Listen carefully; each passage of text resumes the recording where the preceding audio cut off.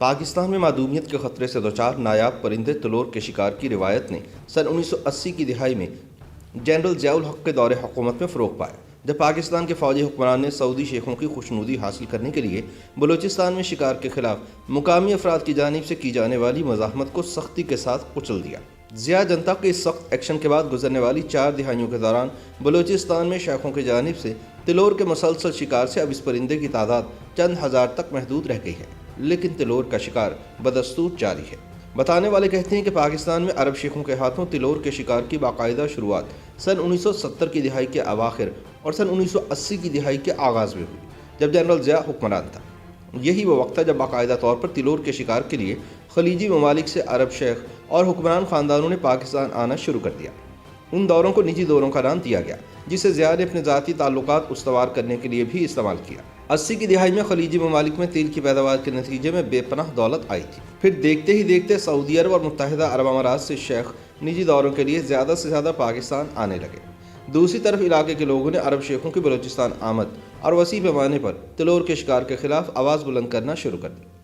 بلوچستان کی قوم جماعتوں نے بھی عرب شیوخ کو شکارگاہیں الاٹ کرنے کی مخالفت شروع کر دی۔ اس دوران سن 1980 کی دہائی میں ایک واقعہ پیش آ گیا جب تلور کے شکار کی غرض سے سعودی شہزادے سلطان بن عبدالعزیز نے بلوچستان کے ضلع چاغی میں ڈیرے ڈالے اور شکار مخالف مقامی افراد نے ان کے قافلے پر حملہ کر دیا۔ اس واقعے کے بعد تب کے فوجی حکمران جنرل ضیاء الحق نے سعودی شہزادے کو مطمئن کرنے کے لیے ان سے ملاقات کی بہت کوشش کی، لیکن انہوں نے ملنے سے انکار کر دیا۔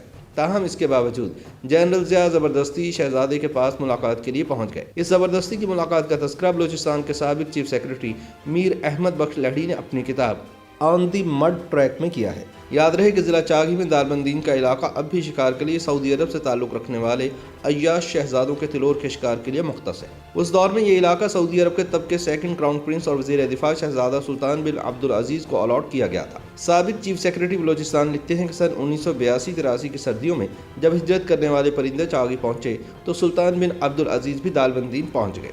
وہ چند گاڑیوں لوگوں کے ساتھ نہیں آئے تھے، بلکہ ان کے ہمراہ 200 سے 300 گاڑیوں کا ایک قافلہ تھا۔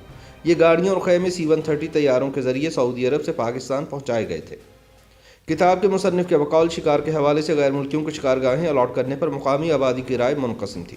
بعض لوگوں کی یہ رائے تھی کہ ان کو شکار کے لیے علاقے الاٹ نہیں کرنے چاہیے کیونکہ اس سے ان کی زرعی اراضی اور فصلوں کو نقصان پہنچتا تھا، جبکہ ماحولیات کے تحفظ کے حامی تلور کے شکار کے مخالف گروہوں اور افراد کا کہنا تھا کہ اس سے یہ پرندہ مکمل معدومی کے خطرے سے دوچار ہو جائے گا۔ تاہم اس وقت بھی بعض لوگوں کا کہنا تھا کہ یہ ہجرت کرنے والا پرندہ ہے، اگر اسے یہاں شکار نہیں کیا گیا تو دوسرے علاقوں میں سے شکار کر لیا جائے گا، اس لیے ہمیں اپنے خلیجی دوستوں کو زیر احسان رکھنے کے لیے ان کو شکار کی اجازت دینی چاہیے۔ ان لوگوں کی یہ بھی رائے تھی کہ غیر ملکیوں کی آمد سے یہاں معاشی سرگرمیوں کا آغاز ہوگا اور لوگوں کو روزگار ملے گا۔ مصنف کے مطابق اس منقسم رائے کے تناظر میں چند مخالفت کرنے والے مقامی لوگوں نے سعودی شہزادے کی شکار پارٹی پر حملہ کر دیا۔ حکومت پاکستان سعودی حکام کو اس واقعے کے بعد شہزادہ سلطان بن عبدالعزیز کے ذریعے مطمئن کرنا چاہتی تھی، جن کی حیثیت حکمران خاندان میں تیسرے نمبر پر تھی۔ مصنف کے مطابق سابق صدر جنرل ضیاء الحق اس مقصد کے لیے شہزادہ سلطان سے ملنا چاہتے تھے، لیکن وہ تذبذب کا شکار تھے۔ ایوان صدر سے متعدد فون کالز آنے کے باوجود وہ بات نہیں کر رہے تھے۔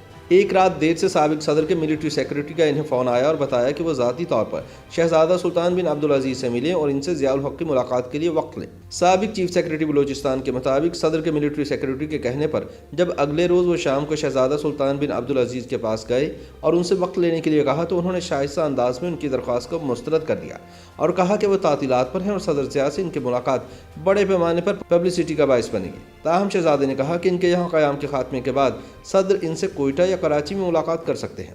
احمد بخش لہڑی لکھتے ہیں کہ میں نے اس بات سے ایوان صدر کو آگاہ کیا، لیکن اس کے بعد مجھے کہا گیا کہ صدر کے دورے کے لیے 2 ہیلی پیڈز کی تعمیر کے لیے جگہ کی نشاندہی کی جائے، جس پر میں نے داربندین ایئر سٹرپ کے قریب ہیلی پیڈ بنانے کے لیے جگہ کا انتخاب کیا۔ انہوں نے بتایا کہ سعودی اہلکاروں نے مجھ سے رابطہ کیا اور کہا کہ صدر کو کہیں کہ وہ دورہ منسوخ کریں کیونکہ شہزادہ سلطان بن عبدالعزیز ان کا استقبال نہیں کریں گے، جس سے سفارتی اور پروٹوکول کی پیچیدگیاں پیدا ہو سکتی ہیں۔ سعودی اہلکاروں کے کہنے پر میں نے ایوان صدر میں حکام سے رابطہ کیا اور انہیں اس صورتحال سے آگاہ کیا، لیکن اگلے دن مجھے معلوم ہوا کہ پاکستان ورکس ڈپارٹمنٹ یعنی PWD کو یہ ہدایات جاری کی گئی تھی کہ وہ شہزادے کے کیمپ کے قریب صدر کے دورے کی مناسبت سے 2 ہیلی پیڈز تعمیر کر دیں۔ سابق چیف سیکرٹری بلوچستان کے مطابق جلد ہی جنرل ضیاء الحق ایک وفد کے ہمراہ داربندین چاغی پہنچ گئے۔ تاہم شہزادے کی بجائے نچلے درجے کے سعودی اہلکاروں نے ان کا استقبال کیا۔ جنرل ضیاء الحق وہاں پہنچتے ہی شہزادے کے اس خیمے میں چلے گئے جو کہ کھانے پینے اور لوگوں سے ملاقات کے لیے لگایا گیا تھا۔ جنرل ضیاء پہلے اکیلے خیمے کے اندر داخل ہوئے جہاں سعودی شہزادے کے عملے کے لوگ بھی موجود تھے۔ سعودی شہزادے نے صدر کو کہا کہ وہ اپنے ساتھ دوسرے لوگوں کو بھی اندر آنے کے لیے کہیں، جس پر صدر کے ساتھ آنے والے اہلکاروں کو بھی اندر بلا لیا گیا۔ اس طرح سعودی شہزادے نے کامیابی سے صدر کے ساتھ اکیلے ملاقات سے گریز کیا۔ اس ملاقات میں دونوں کے درمیان بات چیت کا محور علاقے میں شکار کی صلاحیت بنا رہا۔ اس موقع پر جنرل ضیاء الحق نے شہزادے کو تحائف پیش کیے تو جواب میں شہزادے نے بھی صدر کو گفٹس کا ایک پیکٹ تھما دیا جس میں 27 سٹیزن گھڑیوں کے علاوہ ایک راڈو گھڑی بھی تھی۔